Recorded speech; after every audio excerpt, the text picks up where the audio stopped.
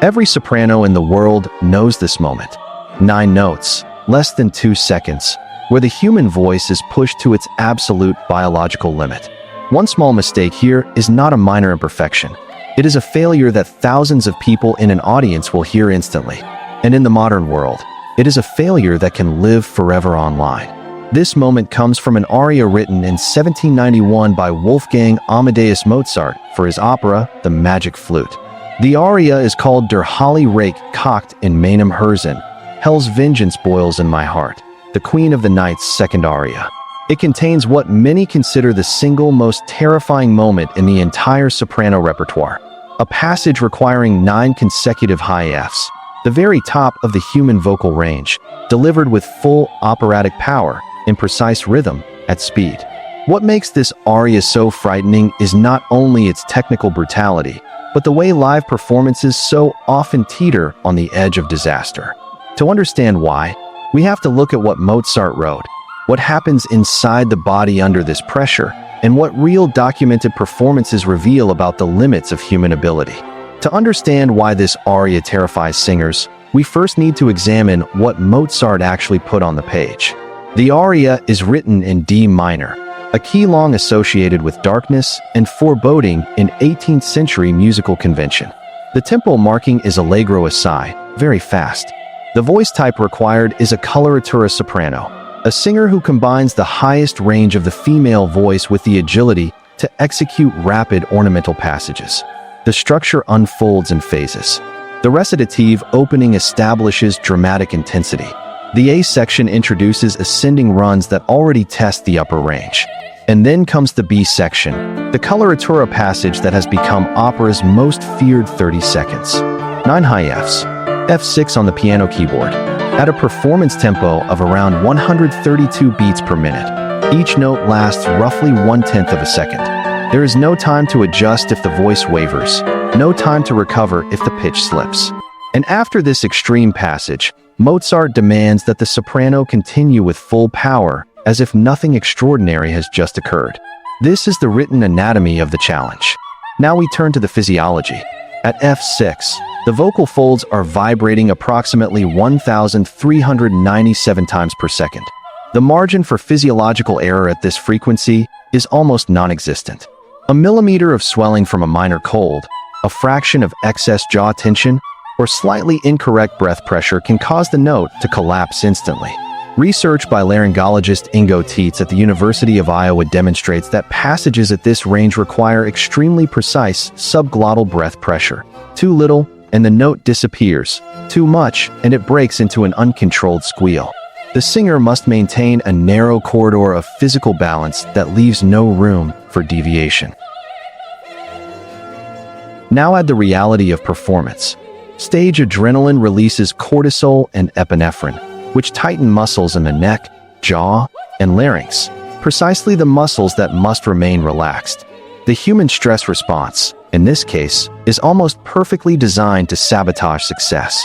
Singers consistently report that the fear begins long before the high Fs arrive. 30 or 40 bars earlier, the body begins to prepare for the threat. This anticipatory anxiety creates involuntary tension that directly interferes with the mechanics required for success. Etta Moser, who recorded The Queen of the Night for Ingmar Bergman's 1975 film version of the opera, described the experience as the most frightening of her career. Even in a studio, with no audience and unlimited retakes, her voice refused multiple times. Diana Damrau, before her celebrated 2006 performance at Glyndebourne, reportedly isolated herself for hours in silence, preparing psychologically for what she called pure survival mode. Natalie Dessy eventually retired the role, in part to preserve her voice. I have to be ready, I have to be inspired, I'm already thinking about the music and the character and the story and what in the rehearsal, what would I like to do, what can I do better, so I'm already in and it's constantly work in progress. Luciana Serra has recordings where the strain on the final F is clearly audible. These are not inexperienced singers. They are among the best in the world, and the aria still pushes them to the boundary. When documented failures are examined, a clear pattern emerges.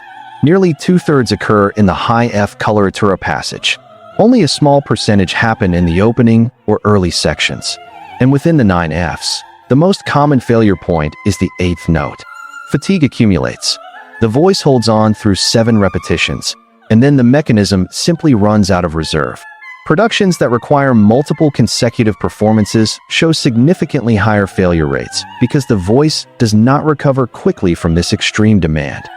The psychological challenge may be even more difficult than the physical one. Under high pressure, the mind narrows its focus onto the feared moment. But coloratura works best when the singer is not consciously controlling it. Psychologist Daniel Wegner's ironic process theory shows that trying not to think about something makes that thought more intrusive. The internal command, "don't crack the high F," becomes a setup for cracking it. And in the modern era, every failure can be recorded, replayed, and shared widely. This adds a new psychological weight that Mozart never could have imagined. Specific documented cases illustrate these challenges vividly.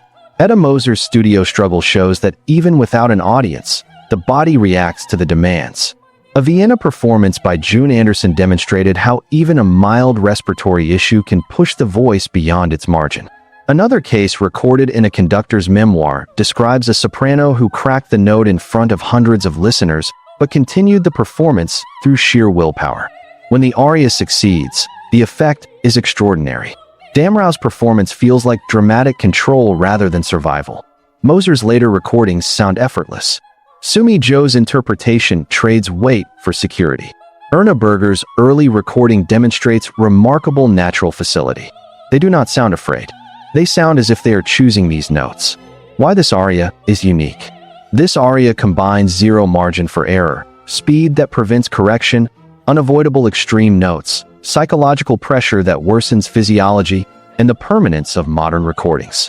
No other piece in opera combines all of these elements so intensely. Mozart wrote this aria for a singer with an extraordinary upper register, pushing her voice to its limit for dramatic effect.